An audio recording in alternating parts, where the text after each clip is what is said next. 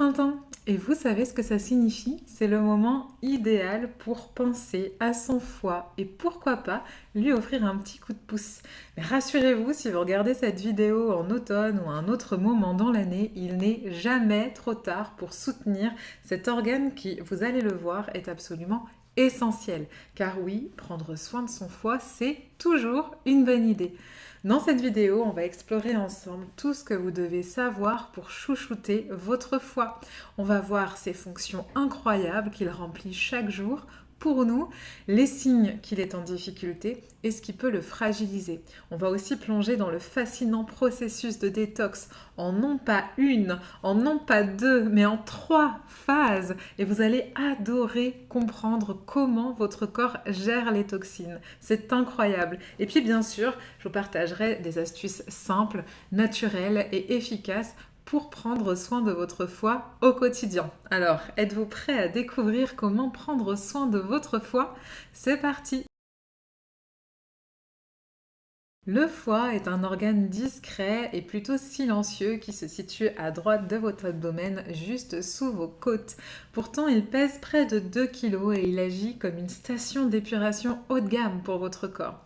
Alors, si vous pensez que le foie, c'est juste un filtre qui fait son job tranquille dans son coin, vous vous trompez. Cet organe est bien plus que cela, puisque chaque jour, il filtre, certes, mais aussi il détoxifie et il régule tout un tas de processus pour garantir un fonctionnement optimal de différentes tâches vitales.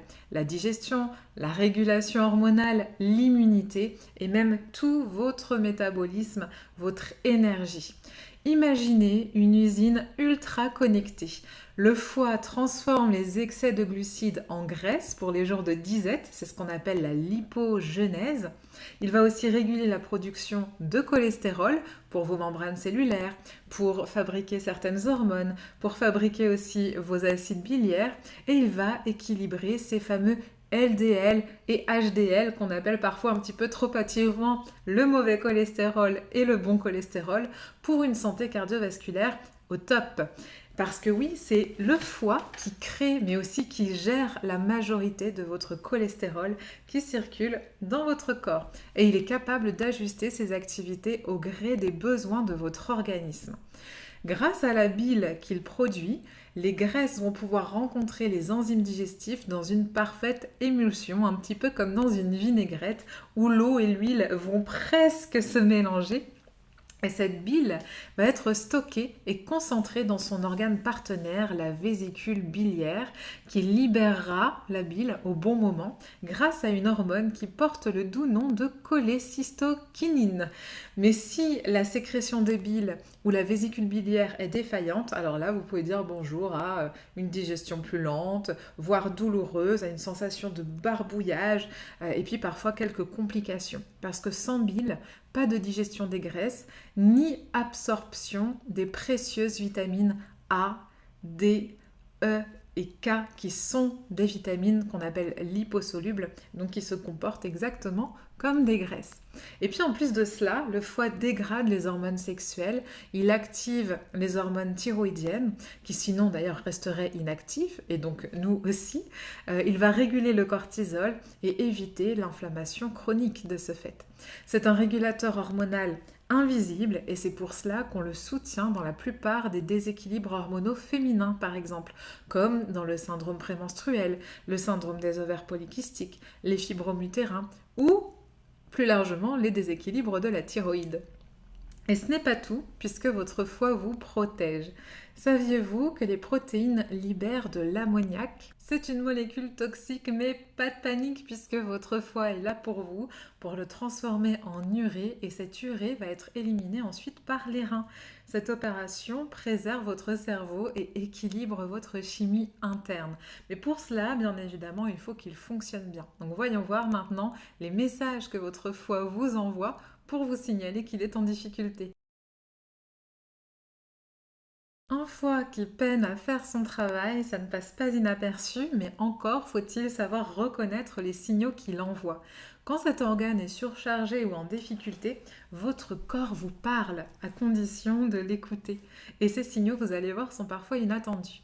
Alors prenons la digestion. Si elle devient lente, si elle devient plus difficile ou imprévisible, cela peut être un des premiers indices. Vous remarquerez peut-être que les graisses passent mal, que vous ressentez des reflux de bile, des remontées acides après les repas ou bien des alternances entre constipation et diarrhée. Ces symptômes, parfois accompagnés de selles anormales, pâles, collantes, jaunâtres ou verdâtres, vont indiquer souvent que le foie a du mal à produire ou à réguler la bile. Et sans bile, les graisses ne sont tout simplement pas digérées comme elles le devraient. Et ce n'est pas tout. Un foie surchargé peut aussi se manifester par une langue pâteuse, une haleine désagréable ou une hypersensibilité aux odeurs, comme le parfum ou la caféine par exemple aussi. Si vous vous sentez nauséeux et sans raison évidente, c'est peut-être lui qui tire la sonnette d'alarme. Si on parle de stagnation biliaire, on entre dans des signaux encore plus clairs parce que dans ces cas-là, on peut avoir des défauts de circulation biliaire ou de circulation tout court qui vont se manifester par des hémorroïdes en ce qui concerne la circulation sanguine ou par des calculs biliaires en ce qui concerne la circulation biliaire. Et dans ces cas-là, évidemment, ça indique que la bile ne peut pas non plus faire son travail. Cette stagnation peut provoquer des inflammations ou même des blocages, ce qui vient perturber tout le système d'élimination des toxines.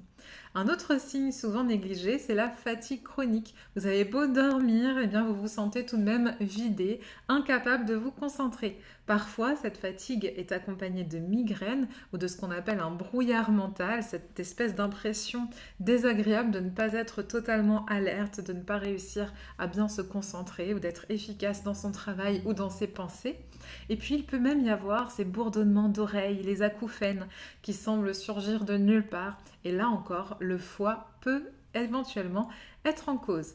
Un indice un petit peu plus subtil mais fascinant, ce sont les réveils entre 1h et 3h du matin, surtout s'ils sont récurrents, puisqu'en médecine traditionnelle chinoise, cette plage horaire correspond à l'activité maximale du foie. Si vous vous réveillez systématiquement à 7h, irrité, en sueur ou même avec des sautes d'humeur qui peuvent aussi se manifester dans la journée, eh bien cela peut indiquer que votre foie lutte pour gérer un excès de toxines. Et ce n'est pas tout, puisque quand le foie n'arrive plus à suivre, il va solliciter des renforts comme par exemple la peau ou les poumons. C'est un phénomène qu'on appelle la dérivation émonctorielle. Le corps va choisir une autre porte de sortie pour éliminer ces toxines et c'est ainsi qu'on peut se retrouver avec des glaires persistantes, des sinusites chroniques ou même des crises d'allergie ou encore des boutons, des cernes foncées ou le teint terne. Autant de signes finalement qui montrent que le foie délègue une partie de sa charge à cet autre organe ou à ces autres organes d'élimination.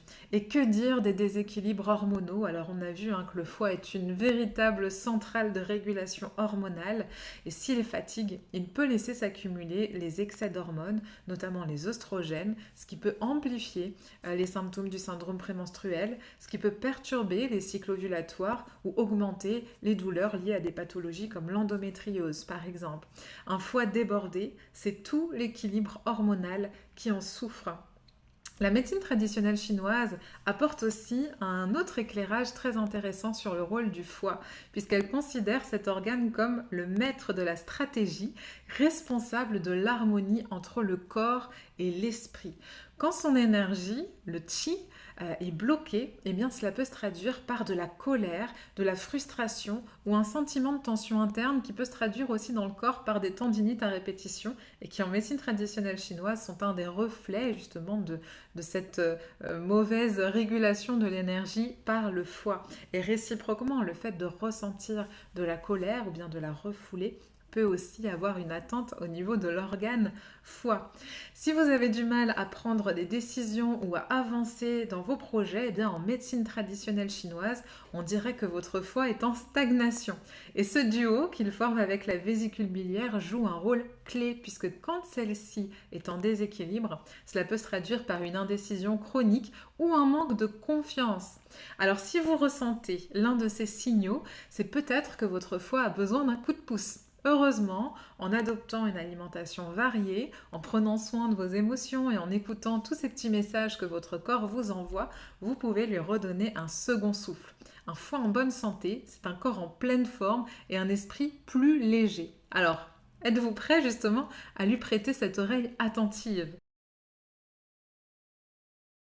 Si vous voulez prendre soin de votre foie, la première étape, c'est de comprendre ce qui peut le mettre en difficulté. Et vous allez voir, les causes sont souvent liées à notre mode de vie. Alors, qu'est-ce qui peut fragiliser cet organe essentiel? Commençons par l'alimentation.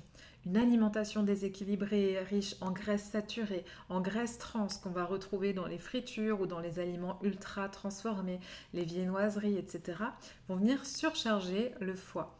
Si vous ajoutez à cela une consommation excessive de sucre, de glucose, de fructose, vous avez une recette parfaite pour développer ce qu'on appelle un foie gras.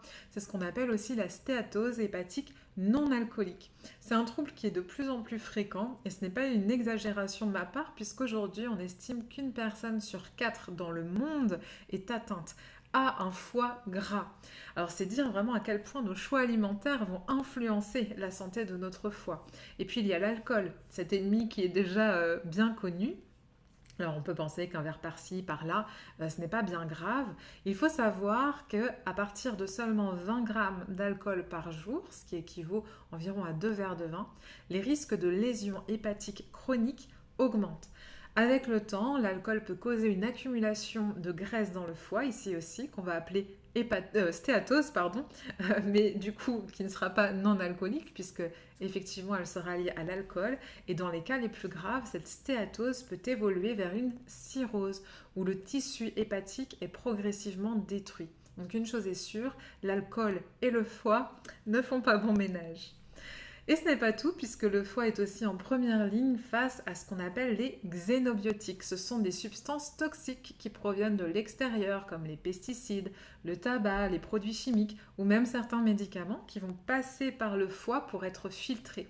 Puisque votre foie, c'est un filtre qui va justement détoxifier tous ces éléments et qui peut s'encrasser jour après jour. Et à force, il finit par perdre en efficacité. Un autre facteur clé qui est souvent négligé, c'est le stress chronique. Le stress provoque une inflammation constante dans le corps, ce qui peut entraîner une insulinorésistance par exemple, et qui va se retrouver en bout de chaîne pour gérer tout ça? Eh bien, c'est encore une fois le foie, bien sûr. Et à force de surmenage, il s'épuise et ses capacités à éliminer les toxines ou à réguler les fonctions vitales diminuent. D'autant plus que quand on est stressé, on ne dispense pas l'énergie suffisante pour que notre foie fonctionne bien. L'énergie va plutôt au niveau du système locomoteur pour répondre à ce stress, même si malheureusement souvent on n'en fait rien parce qu'on reste assis derrière nos bureaux. Mais en tout cas, le foie ne peut plus fonctionner correctement en état de stress. Et puis il y a aussi le syndrome métabolique. C'est un ensemble de troubles qui regroupent l'obésité, le diabète de type 2 et l'hypertension, ou en tout cas c'est ce qui en fait le lit.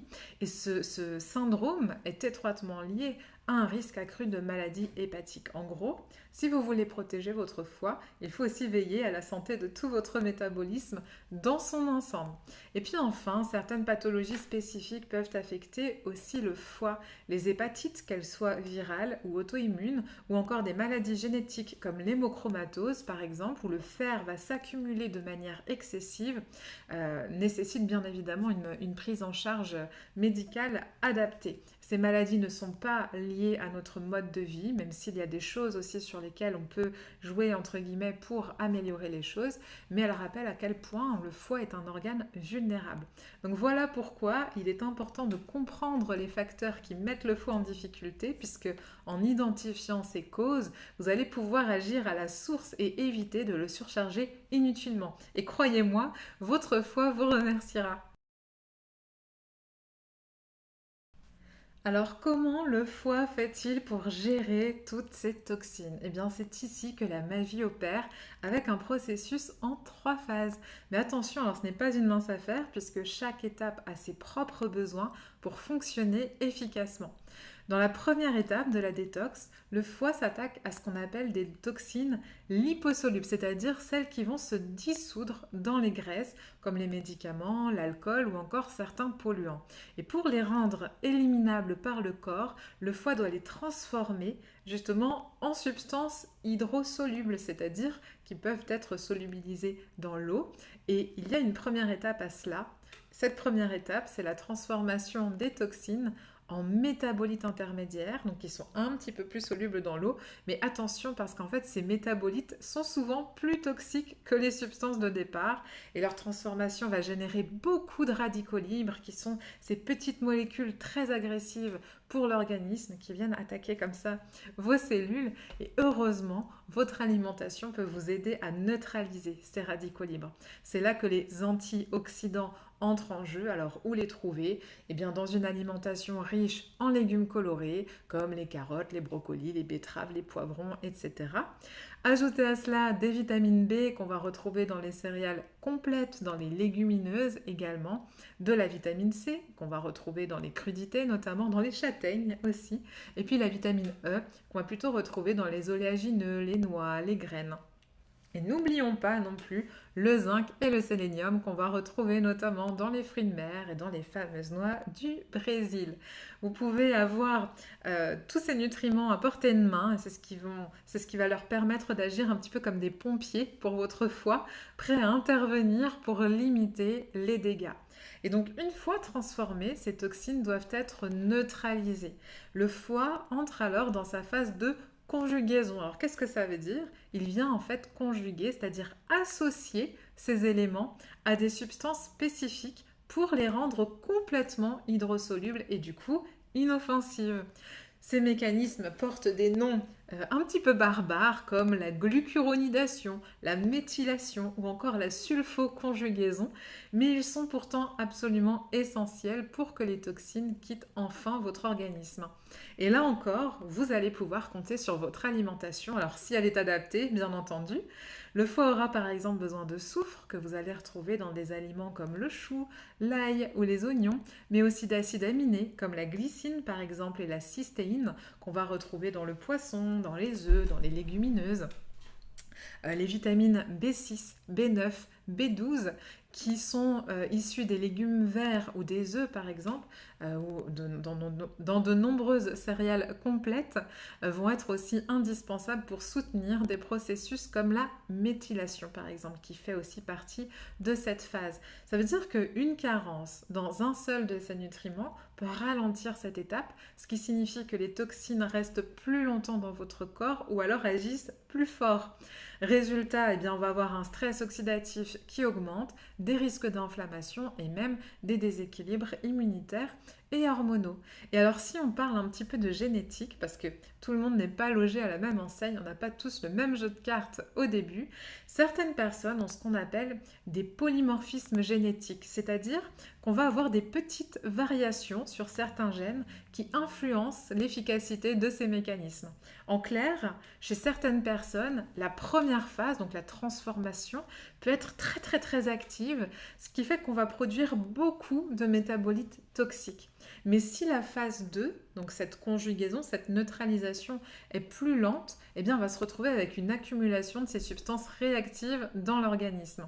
Alors ça, dans ces cas-là, ça peut augmenter les risques de dommages cellulaires, d'inflammation chronique ou même de pathologies plus importantes. Mais la bonne nouvelle, c'est qu'il est maintenant possible de connaître son terrain génétique grâce à des tests spécifiques qui vous permettent de mieux adapter vos détox, votre alimentation ou votre mode de vie pour compenser ces faiblesses. C'est un véritable levier pour optimiser votre santé hépatique. Et puis enfin, on aborde donc notre troisième phase de détox, la dernière.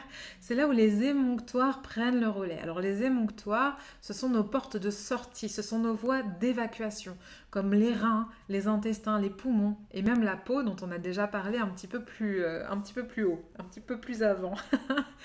Et pour que ce processus fonctionne bien, eh bien, vous allez avoir besoin de boire beaucoup d'eau. En tout cas, suffisamment d'eau pour pouvoir maintenir justement cette évacuation et puis de faire en sorte d'avoir un bon équilibre intestinal.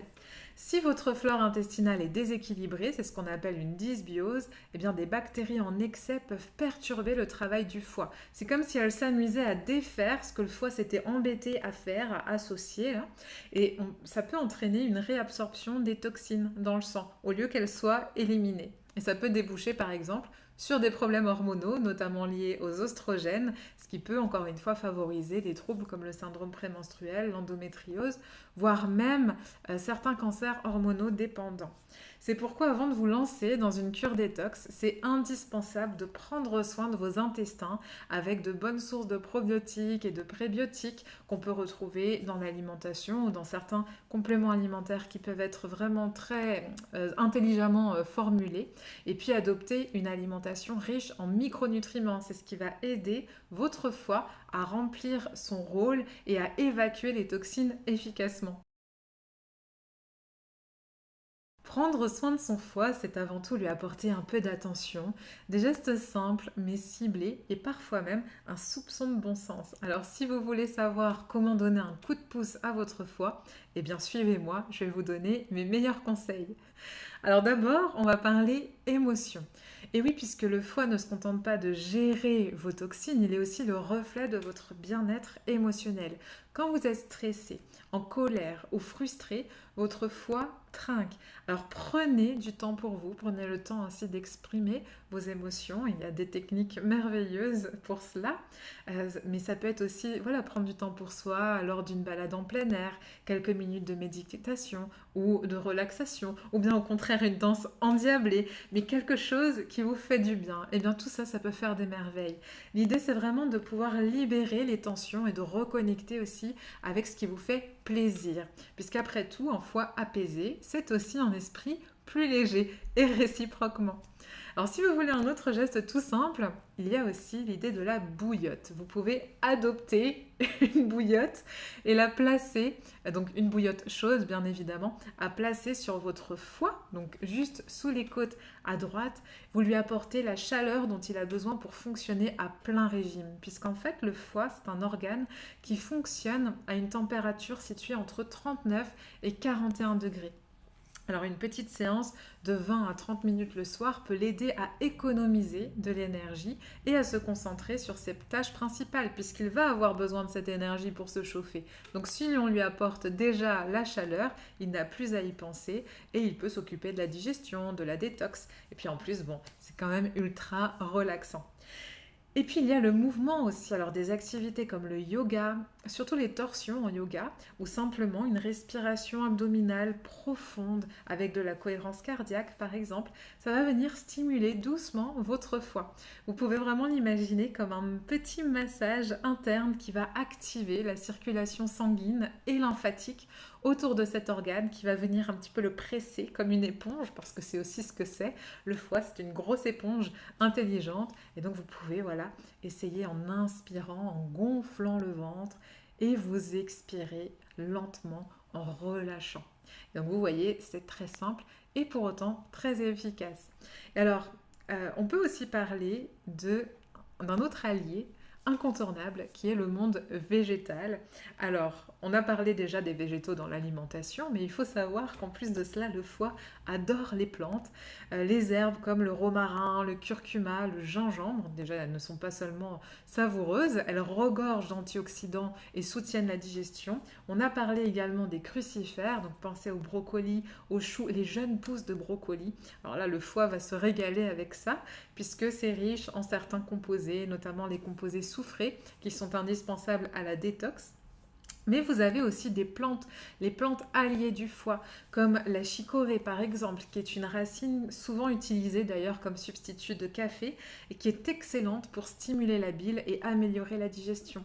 Le pissenlit, lui, va être plutôt un champion pour soutenir à la fois le foie et les reins, tandis que l'artichaut, qui contient de la cinarine, favorise une détox plus rapide. Le chardon-marie, alors c'est une plante maîtresse qui agit comme un garde du corps pour les cellules du foie, qui les protège contre les agressions et qui aide en plus à réduire la résistance à l'insuline. Et donc pour aller encore plus loin, on peut aussi mettre en place d'autres plantes qui n'ont pas de visée à proprement parler hépatique, et je pense notamment au Schisandra, qui est une plante incroyable, qui permet aussi d'agir sur les métabolismes des glucides, des lipides, même si on l'utilise plus particulièrement pour s'adapter au mieux face au stress, puisque c'est une plante adaptogène, et c'est d'ailleurs une plante adaptogène qui a une action directe sur le foie, puisqu'elle vient aussi le détoxifier et le drainer, notamment quand il est gras. Donc c'est vraiment une plante très intéressante, une alliée à ne pas négliger. Et puis en micronutrition, comme je vous l'ai dit, hein, votre foie adore les antioxydants. On va retrouver des nutriments comme l'acide alpha-lipoïque, la N-acétylcystéine. Tout ça, ce sont des antioxydants qui ont un nom barbare, mais qui vont booster la production de l'antioxydant majeur qui s'appelle le glutathion, et dont le foie a besoin justement pour bien fonctionner. Et si vous cherchez d'autres alliés naturels, vous pouvez penser également au sélénium ou au zinc, qui sont indispensables pour neutraliser le stress oxydatif, alors que la choline va plutôt aider à prévenir le foie gras justement et à réguler le cholestérol. Donc ce sont des petits éléments mais qui vont faire une grande différence. Alors voilà, vous avez maintenant, je pense, toutes les cartes en main pour prendre soin de votre foie. Des gestes simples, des plantes, une bonne alimentation et un peu de mouvement finalement suffisent pour soutenir cet organe qui vous est précieux. Parce qu'un foie en pleine forme, c'est un corps qui rayonne et un esprit libéré.